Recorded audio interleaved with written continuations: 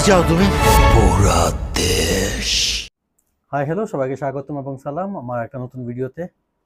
আমি কথা বলবো বুবলি অপবিশ্বাস। অ্যাকচুয়ালি একটা মেয়ে একটা মেয়েকে কোনোভাবে সহ্য করতে পারে না। অ্যাকচুয়ালি একটা মেয়ে কিভাবে ঝগড়া করে বা কথার পিষ্টে কথা নিয়ে ঝগড়া করে বলে, এগুলো বাংলাদেশের মেয়েরা বেশি করে। আমি কোনো মেয়েকে নির্দিষ্টভাবে বলতেছি না, সবাইকে বলতেছি। তো বুবলি অপুকে বলছে ছাগলের ৩ নাম্বার বাচ্চার মতো লাফাচ্ছে।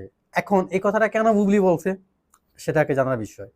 প্রথমত বুবলিকে ইকবাল ভাই তার ভিট্রে মুভি থেকে বাদ দিছে, এটা হলো ইকবাল ভাইয়ের কথা আর কি। আর বুবলির কথা হলো যে এখানে সাকিবকে নিয়ে, মানে সাকিব খানকে নিয়ে ইকবাল ভাই কুরুচিপূর্ণ কথাবার্তা বলছে মিডিয়ার সামনে বা যে করে হোক, সেই জন্য বুবলি ওই সিনেমাটা বাদ দিছে।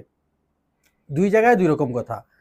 এখন আসলে কারটা সত্য কারটা মিথ্যা এটা আমরা সাধারণ পাবলিক বা জনগণ বোঝার ক্ষমতা নাই।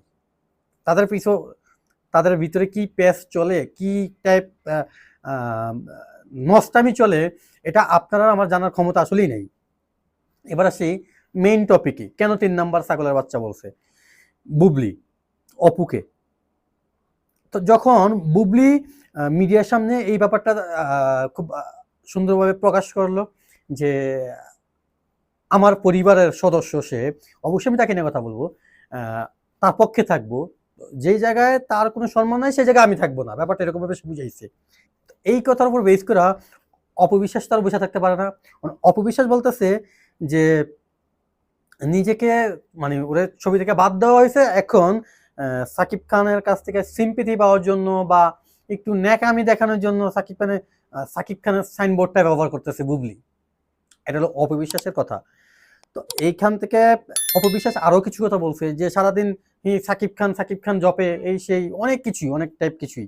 তো এটার পরিপ্রেক্ষিতে বুবলি অ্যান্সার করছে আর কি, রিপ্লাই দিছে যে সে আমার পরিবারের একজন। এখন আসলে তাদের মধ্যে আসলে ডিভোর্স হয়েছে কি হয়েছে না এটা আসলে আমিও জানি না, সিরিয়াসলি বলতে আমিও জানি না। এখন সে তার পরিবারের একজন বলতেছে সাকিব খান। তো আমি এখানে আমার কোনো স্বার্থ নাই, উইদাউট বেনিফিট আমি সাকিব খানকে আমার ফ্যামিলির একজন মনে করি।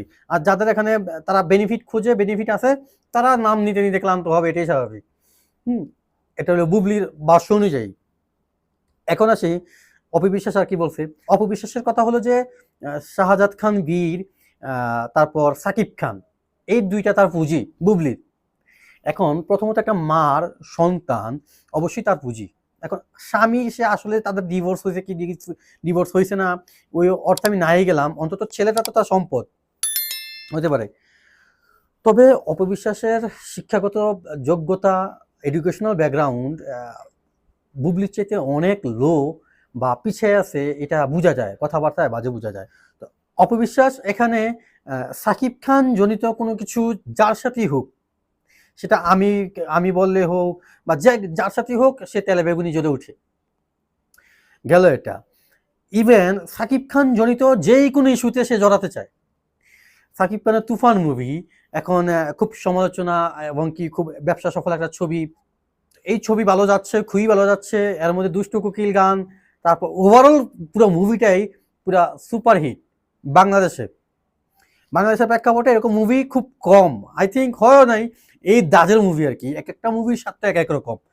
তো আমি যদি এই মুভিটাকে সালমান শাহর মুভির সাথে তুলনা করি সেটা তো আর হবে না। তবে এই দাজের মুভি ঠিক লাস্ট এই 2000 পরের থেকে এরকম দাজের মুভি হয় নাই, খুবই কম। হইলেও মান্নার কয়েকটা মুভি হয়তো বা হয়েছে। তো সেই জায়গা থেকে এই দুইজন আবার কামড়াকামড়ি লেগে গেছে, আবার আলোচনায় ইচ্ছা পড়ছে, এদেরকে নিয়ে আবার নিউজ কভার হচ্ছে। তো মূলত এই দুইটা মানুষ অ্যাকচুয়ালি চায়টা কি, সত্যিকার অর্থ বলতে কি, আমি চাচ্ছি যে এই দুইটা মানুষের একটা পরিচয় হোক। হয়তোবা তারা সাকিব খানের কেউই না, হয়তোবা তারা সাকিব খানের কেউ। এখানে যেহেতু সাকিব খানের দুইটা সন্তান দুইজনের কাছেই আছে, সেই অর্থে সাকিব খান কিন্তু একেবারে ফালাইতে পারতেছে না। হয়তোবা যদি ডিভোর্স হয়ে থাকে তাহলে বাবার যে দায়িত্বটা, সেই দায়িত্বটা তাদের ছেলের প্রতি তার থাকবেই, সাকিব খান যাবেই ছেলের জন্মদিনে। তো সেই অর্থে যদি আমরা মনে করি সাধারণ জনগণ যে না, সাকিব খান অপুর বাসায় যাচ্ছে, অপু যদি এটাকে পজিটিভ ভাবে নেয় বা এটাকে প্লাস পয়েন্ট হিসাবে নেয়, আবার যদি বুবলিও তার বাসায় যাচ্ছে, সময় দিচ্ছে ছেলেকে, সেই সাথে তাকেও, এটাকে মানে আসলে আমি এই ব্যাপারটা নিয়ে আমি নিজেও গোলাই ফেলতেছি। এখানে কে কি চাচ্ছে, কে কি হচ্ছে, কার সাথে কি ঘটছে আমি নিজেও জানি না।